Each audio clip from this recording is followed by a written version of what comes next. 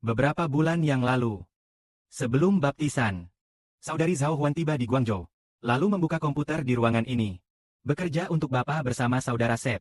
Saat itu, Sanlan ada di ruang tamu. Kemudian dia menyalakan pengeras suara. Lalu sekelompok saudari berkumpul di altar untuk berbincang.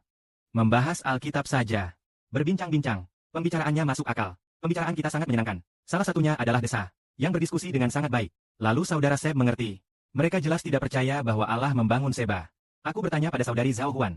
Saudari Zhao Huan, menurutmu, di masa depan ketika menyebarkan Injil, siapa yang akan mendapatkan banyak sekali anak rohani? Saudari Zhao Heng berkata. Setelah berpikir sejenak, ia berkata, yaitu saudari-saudari yang saat ini sedang membahas Alkitab di altar.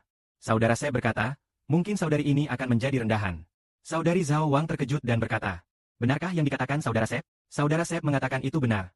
Lalu Saudara Sep berkata kepadanya, orang-orang macam apa yang akan dibangun oleh Allah? Dia akan membangun mereka yang benar-benar memberitakan Injil, yang sungguh taat kepada anaknya dan bekerja bersama-sama, yaitu mereka yang dengan rela memuliakan Allah. Sedangkan wanita-wanita yang berdiskusi Alkitab di altar dengan sangat baik, yang bahkan tidak datang untuk ujian pagi atau malam, dan sama sekali tidak memuliakan Allah. Maka, apakah orang yang dibangun oleh Allah akan mendapat kemuliaan? Tidak akan mendapatkan kemuliaan.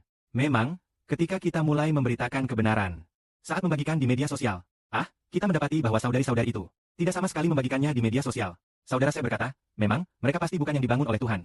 Bagaimanapun juga, saudari-saudari yang sangat rendah hati itu, sungguh rela. Saat saudari mengirim sesuatu di grup, maka segera saja mereka memperbarui status di media sosial. Lalu aku pun berkata, akankah saudari-saudari ini disaksikan oleh Allah? Pasti, mereka akan dibangun olehnya. Akan dibangun. Tapi sekarang, bukankah Bapak Surgawi telah membangun beberapa saudari, yang bisa dilihat oleh semua saudara dan saudari yang berkenan? Bapak membangun mereka yang sangat rela memuji Allah, yang rela bekerja bersama dengan anak Allah. Mereka akan dihormati tinggi.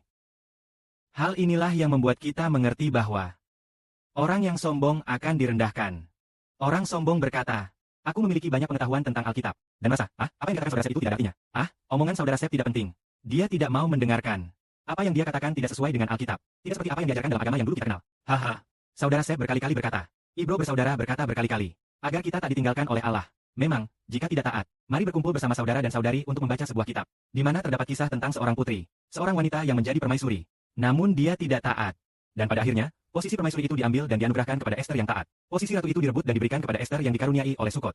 Buku itu disebut Esther, Ratu Vashti yang cantik, dan disebut sebagai wanita tercantik nomor 1 di Kekaisaran Persia. Sangat mempesona.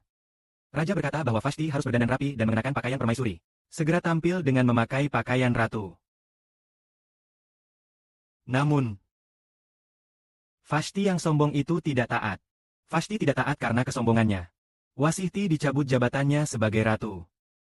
Maka kita katakan, awalnya seolah-olah mereka merasa sangat pintar, sangat mempesona. Loh, mungkin akhirnya tidak dibangun oleh ayah. Sebaliknya malah diruntuhkan. Ayah memberkati yang taat, yang mau melayani Tuhan setiap saat. Pagi dan malam semuanya datang beribadah bersama. Baik kondisi tubuh sehat atau tidak, semua datang beribadah, memberikan kemuliaan kepada Tuhan. Anak-anak Tuhan dikasihi. Wah, karunia benar-benar membangun orang-orang ini. Dengan begitu kita tahu bahwa yang membangun juga Tuhan, yang meruntuhkan juga Tuhan. Maka nama Tuhan patut dipuji. Tuhan mengangkat seseorang berarti ingin orang itu memuliakan Tuhan. Seperti kata saudara Ibrani hari ini. Jika seseorang punya karunia bernyanyi yang baik, namun tidak memuliakan Tuhan, tidak mau bersama-sama membangun negara Israel, tidak mau mendengarkan khotbah saudara Ibrani lalu pergi, maka meskipun lagu-lagunya bagus, pada waktunya akan diruntuhkan semuanya. Karena Tuhan yang tahu cara meruntuhkan orang, juga tahu cara membangun orang. Anak Tuhan pun mencontoh ayahnya. Ingin membangun mereka yang taat, yang takut dan mengasihi Tuhan. Ingin meruntuhkan mereka yang memberontak. Bahkan tidak mau membangun negara Israel. Membangun negara Israel adalah membangun kerajaan Tuhan. Juga membangun kerajaan Kristus. Tidak mau membangun, maka anak Tuhan tidak bisa membiarkannya begitu saja. Pasti harus diruntuhkan. Itu pasti dan akan terjadi pada waktunya. Jika tidak bertobat, akan dirobohkan. Maka jika hidup yang membangun bersama bersedia menyerahkan semuanya kepada Tuhan. Bahkan hari ini ada beberapa saudari, seorang saudari tiba di Guangzhou. Hari ini mengandalkan saudari itu. Beberapa saudari menggunakan seluruh tabungannya sendiri untuk membangun negara Israel. Mengabdikan waktu dan masa hidupnya untuk Israel. Bergembira memuji Tuhan bersama di tengah malam. Para saudari itu, apakah Bapa di surga tidak akan membangun mereka? Saudara Ibrani benar berkata pada saudara-saudari, Bapa di surga ingin membangun saudari-saudari ini, agar mereka menjadi ibu yang membawa banyak anak. Amin.